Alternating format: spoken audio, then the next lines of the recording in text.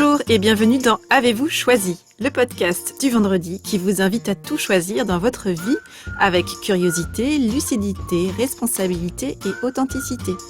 Je suis Oriane Savouré-Lucas, sérielle choisisseuse de ma vie. Je suis aussi coach et j'accompagne les personnes ambitieuses et engagées qui réussissent dans la vie et qui ont surtout à cœur de réussir leur vie. Je les accompagne à se créer une vie sur mesure qui leur va comme un gant, une vie épanouissante et impactante en profondeur. Dans la vie, j'ai les pieds sur terre, la tête dans les étoiles et avec le podcast Avez-vous choisi, je vous propose d'explorer avec curiosité le vaste et intrigant territoire du choix. Cette exploration, je vous y invite au fil des épisodes et à travers 3 formats distincts. Le billet, dans lequel je partage des questionnements, réflexions et ressources qui m'aident à choisir ma vie. La conversation que j'ai eue avec une personne et son précieux supplément d'âme. Une personne connue ou inconnue du grand public dont je trouve la trajectoire et les choix de vie inspirants. Et enfin l'éclairage où j'échange avec une auditrice ou un auditeur qui se sent bloqué dans un projet ou une situation et qui souhaite bénéficier de mon éclairage pour débroussailler et clarifier sa situation.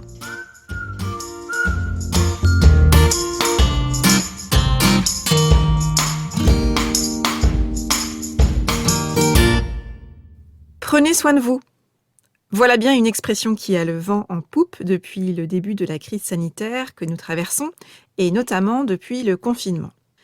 Cette phrase qui part d'une bonne intention, elle est dite, elle est écrite, elle est répétée de manière presque mécanique depuis des mois. Et peut-être avez-vous eu l'occasion de constater comme moi qu'elle ne produit pas toujours l'effet escompté, voire même qu'elle peut s'avérer contre-productive. Dans le contexte actuel où beaucoup de personnes naviguent avec peine dans un épais brouillard qui mélange fatigue saisonnière, incertitude chronique et réajustement permanent, ce qui a tendance à mettre les organismes et les nerfs à rude épreuve, cette expression « prenez soin de vous » peut sonner tour à tour comme une attention bienveillante dans les meilleurs jours ou comme une injonction agaçante qu'on reçoit comme un pic dans les jours de moins bien, tellement ce n'est pas ce qu'on aimerait entendre. Parce que oui, on aimerait bien le faire, prendre soin de nous, mais on ne sait pas vraiment comment s'y prendre, ni quand s'y atteler concrètement à cette fameuse tâche de prendre soin de soi. Parce que souvent, prendre soin de soi, personne n'est contre a priori. Beaucoup de personnes comprennent que c'est une très bonne idée, mais nombreuses aussi sont les personnes qui reportent l'idée à des temps plus propices à cette activité, voire nombreuses sont les personnes qui ne savent pas vraiment comment donner une forme concrète à ce concept de prendre soin de soi pour elles-mêmes. Peut-être que vous avez déjà eu l'occasion de constater que cette phrase « prenez soin de vous » peut crisper la personne qui la reçoit. Et peut-être même qu'un jour, cette personne, ça a été vous. Alors parce que la recommandation « prenez soin de vous » peut parfois tomber à plat, tomber dans l'oreille d'un sourd ou tomber à côté de la plaque, je nous invite dans cet épisode, individuellement et collectivement, à balayer devant notre propre porte avant d'inviter les autres à prendre soin d'eux, voire parfois même avant d'inciter les autres à prendre soin d'eux. Comment pouvons-nous nous appliquer davantage ce conseil à nous-mêmes ? Comment pouvons-nous prendre davantage soin de nous ? Pourquoi est-ce que très souvent, prendre soin de soi, ce n'est pas si simple ni si évident ? Lorsqu'on parle de prendre soin de soi, de quoi parlons-nous finalement ? Je crois que concrètement, nous parlons de prendre soin de notre énergie, de notre vitalité, c'est-à-dire de nos fondamentaux, de ce socle dont nous avons absolument besoin pour agir, pour créer, pour cultiver notre capacité à avancer avec confiance et avec espoir dans notre vie. Et finalement, lorsqu'on parle de prendre soin de soi, de prendre soin de notre énergie, de notre vitalité, qu'est-ce que ça rassemble ? Eh bien, ça parle finalement de plusieurs axes sur lesquels nous pouvons agir, sur lesquels nous avons la main, à commencer par notre sommeil, que ce soit la qualité de notre sommeil et également la quantité de sommeil. Parler de notre énergie et du soin que nous pouvons porter à nous-mêmes, c'est également adresser la question de l'alimentation. C'est également nous intéresser à notre respiration, à notre mouvement, à notre mise en mouvement dans notre quotidien, et aussi à notre qualité de présence dans notre quotidien. Alors, prendre soin de soi, ça sonne souvent à la fois comme une évidence. Tout le monde comprend que c'est a priori important de prendre soin de soi. Et en même temps, très souvent, cela sonne un peu comme une coquille vide, quelque chose qui n'a pas toujours ou pas encore pris sens pour nous concrètement de manière individuelle et unique et singulière. Très souvent, finalement, quand on écoute un peu chacun, chacune parler de cette notion de prendre soin de soi, on a compris le concept, mais concrètement, prendre soin de soi, c'est plutôt reporté à des jours meilleurs où on aura davantage de temps pour s'octroyer des moments de confort, de réconfort, d'attention portée à soi-même. Donc en fait, prendre soin de soi, oui, mais quand on aura le temps.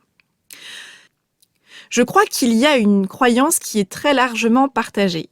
Cette croyance, c'est que se ressourcer, se choisir, prendre soin de soi, c'est un peu la cerise sur le gâteau.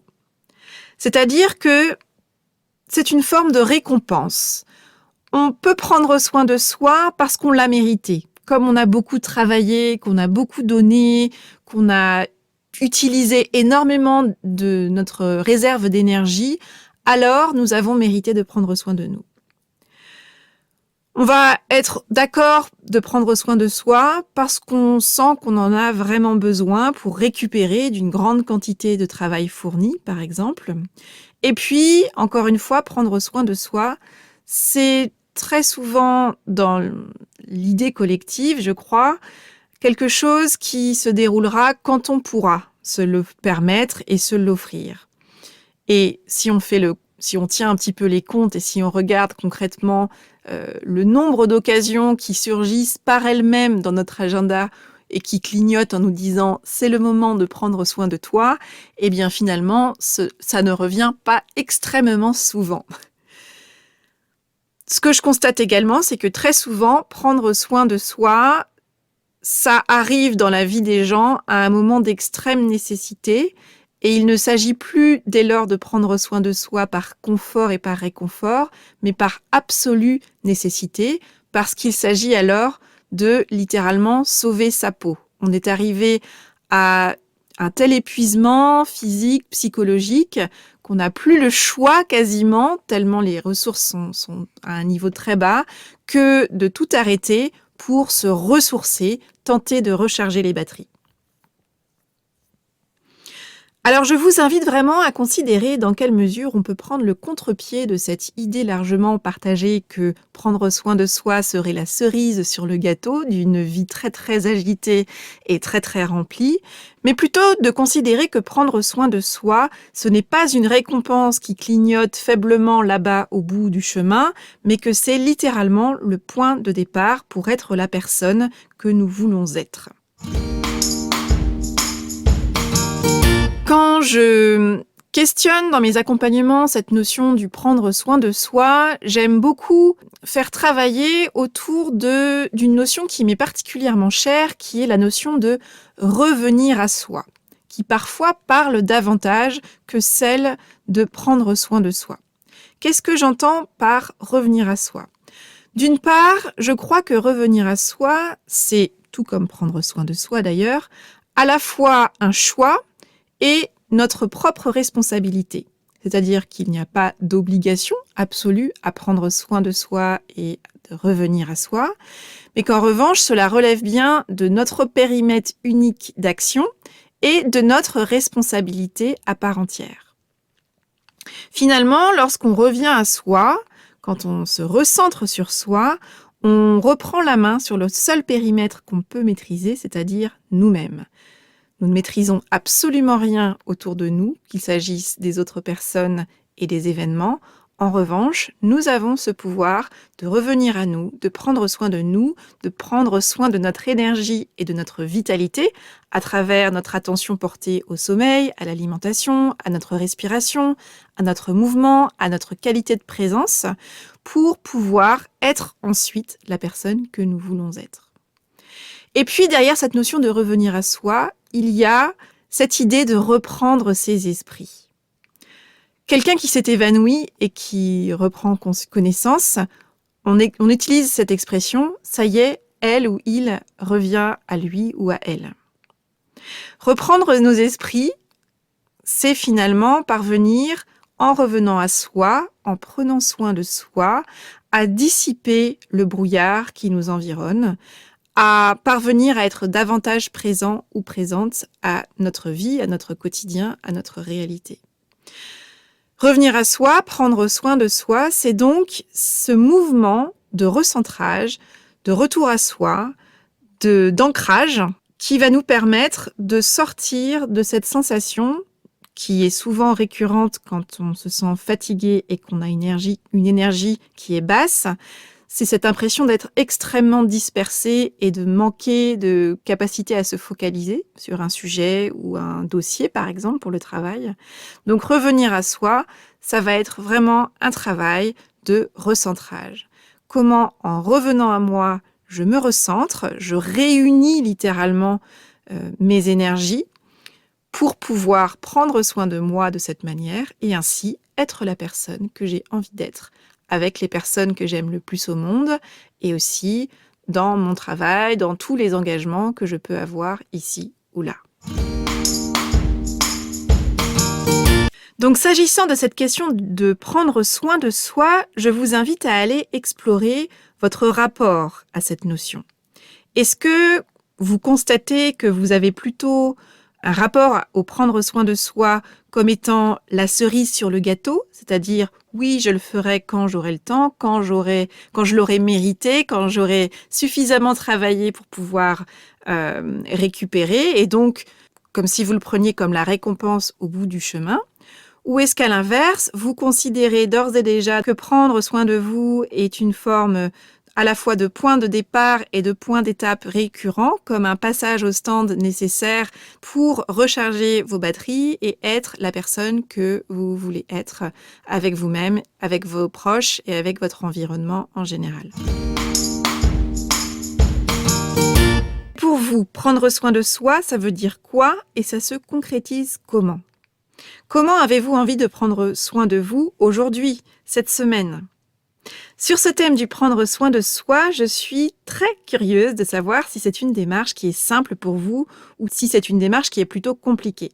Si vous avez identifié ce qui vous convient parfaitement dans le fond et dans la forme quand il s'agit de prendre soin de vous, ou bien si à l'inverse, cette idée de prendre soin de vous reste trop souvent à votre goût à l'état de projet. N'hésitez pas à me partager par mail ou via les réseaux sociaux vos retours d'expérience, vos éventuelles questions et vos avancées dans ce domaine. Je serai ravie de vous lire et je vous répondrai avec joie. Si vous sentez que le temps est venu pour vous de vous construire une vie sur mesure, que vous aimeriez être accompagné sur ce chemin et que vous êtes prêt à investir en vous, sachez que j'accompagne en coaching individuel à distance ou en présentiel un petit nombre de personnes. Je les accompagne à mettre leur efficacité à leur propre service pour se construire la vie épanouissante et impactante à laquelle elles aspirent. Si cette démarche vous intéresse, contactez-moi via le formulaire de mon site afin que nous puissions échanger et identifier dans quelle mesure nous pourrions travailler ensemble. Voilà, c'est tout pour aujourd'hui. Vous retrouverez cet épisode sur le site oriansavoureluca.com. Si vous aimez ce que je vous propose, pensez à vous abonner à la newsletter d'Avez-vous choisi afin d'être alerté dès la publication d'un nouvel épisode. Et pour recevoir la graine de la semaine, c'est une graine sous la forme d'une question, d'une réflexion ou d'une intention que je sème au vent par mail chaque lundi et que vous allez pouvoir faire germer ou regarder germer au fil de la semaine. Pour soutenir ce projet de façon bienveillante et efficace et lui donner davantage de visibilité, votre voix compte beaucoup et elle peut porter de différentes manières. vous pouvez faire connaître Avez-vous choisi à ces personnes qui comptent pour vous et que l'idée de tout choisir dans leur vie pourrait réjouir. Vous pouvez également partager votre enthousiasme par écrit en déposant une constellation 5 étoiles sur Apple Podcasts, un avis sur votre application de podcast préférée, sur le site ou les réseaux sociaux. Enfin, si vous souhaitez me contacter pour postuler à l'éclairage, me partager vos questions, vos retours, vos avancées, me suggérer de nouveaux invités pour la conversation, vous pouvez me contacter via mon site et je me ferai un plaisir de vous répondre. Je vous souhaite une bonne semaine et je vous donne rendez-vous vendredi prochain pour un nouvel épisode. Et d'ici là, et si vous choisissiez tout ?